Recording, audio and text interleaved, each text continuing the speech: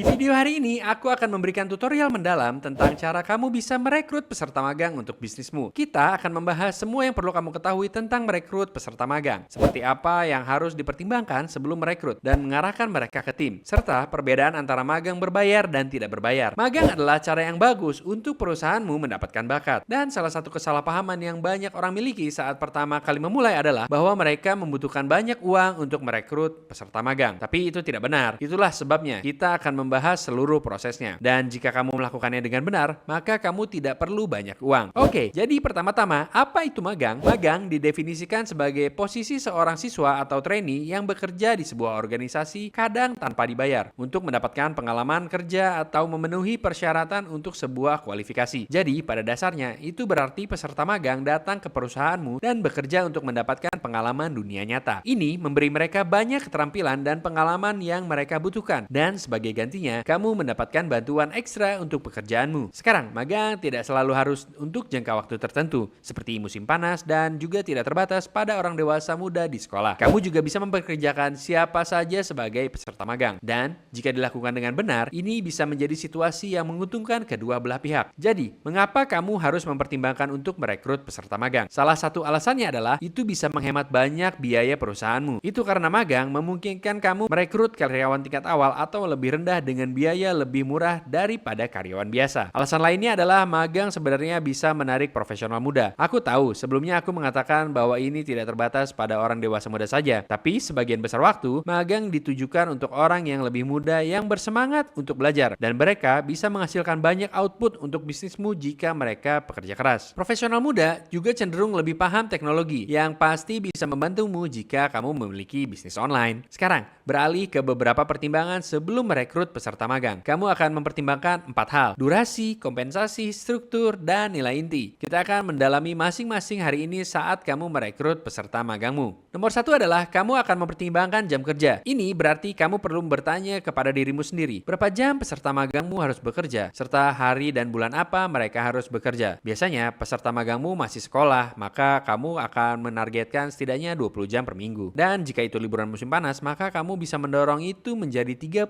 hingga 40 jam per minggu. Jika mereka tidak sekolah, maka aku sarankan langsung mengambil mereka sebagai karyawan tetap. Ini akan menunjukkan komitmen mereka padamu. Dan untuk peserta magang yang berpotensi bergabung dengan perusahaanmu secara penuh waktu, kamu ingin tahu bahwa orang tersebut tidak setengah-setengah. Hal berikutnya yang perlu kamu pertimbangkan adalah jika peserta magang masih sekolah dan mereka cocok, maka aku akan mempertimbangkan menawarkan mereka posisi penuh waktu meskipun mereka masih sekolah. Ini memberi mereka pilihan apakah mereka ingin fokus penuh waktu pada sekolah mereka atau jika mereka ingin bergabung denganmu penuh waktu, yang akan sangat membantu mereka dengan keterampilan mereka jika mereka tidak mempelajarinya di sekolah. Misalnya, jika kamu memiliki bisnis media sosial dan kamu mencoba mengambil peserta magang, itu adalah situasi di mana kamu mungkin ingin mempertimbangkan memperkerjakan seorang penuh waktu meskipun mereka masih sekolah. Karena jika seseorang benar-benar bersemangat masuk ke dunia kewirausahaan dan media sosial, maka akan baik memberi mereka pilihan itu karena kemungkinan mereka tidak mempelajari tentang media sosial di sekolah. Nomor 2 adalah kamu akan mempertimbangkan anggaran yang kamu miliki. Aku menemukan online bahwa menurut ZipRecruiter, rata-rata gaji untuk peserta magang di California adalah $28.458 per tahun. Ini berarti sekitar $13,68 per jam, yang juga bisa dipecah menjadi $547 per minggu atau $2.371 per bulan. Satu hal yang perlu kamu pastikan adalah kamu tetap kompetitif di dalam negaramu. Jadi, jika rata-rata gaji untuk peserta magang di negaramu berbeda, maka kamu harus menyesuaikan. Tapi di video ini, kita akan membahas magang berbayar versus tidak berbayar. Jadi ketahuilah bahwa tidak selalu perlu membayar peserta magangmu. Jika kamu berpikir itu tidak adil, pikirkanlah seperti ini. Bisnismu akan mengambil peserta magang itu, melatih mereka, memberi mereka keterampilan dan pengalaman, dan itu akan memakan banyak waktu dan energi dari perusahaanmu untuk melatih seseorang. Di atas itu, jika kamu juga membayar gaji mereka, maka itu pada dasarnya akan menghabiskan waktu dan uangmu untuk mendapatkan peserta magang itu. Sekali lagi, kita akan membahas semua itu nanti di video. Oke, beralih ke nomor 3, yaitu penetapan tujuan dan kemudian mendefinisikan ruang lingkup magang. Ini adalah situasi saling memberi dan menerima. Jika kamu perlu mengetahui dua hal, jenis pekerjaan apa yang kamu butuhkan untuk dilakukan peserta magang dan keterampilan apa yang bisa didapat peserta magang dari perusahaanmu. Seperti yang aku katakan sebelumnya, ini akan menjadi situasi yang menguntungkan kedua belah pihak jika dilakukan dengan benar. Tapi kamu perlu memastikan untuk menetapkan semua ini agar kedua belah pihak tahu. Kamu juga perlu memberitahu mereka tugas apa yang menjadi tanggung jawab mereka. Ini membantu peserta magangmu karena memungkinkan mereka tahu apa yang akan mereka pelajari. Ini juga memberi mereka struktur sehingga mereka bisa tetap sesuai dengan tujuan perusahaan. Ini memungkinkan mereka memahami apa yang mereka lakukan dan mengapa mereka melakukannya. Dan ini baik untuk komunikasi secara keseluruhan. Sekarang beralih ke nomor 4, yaitu program pelatihan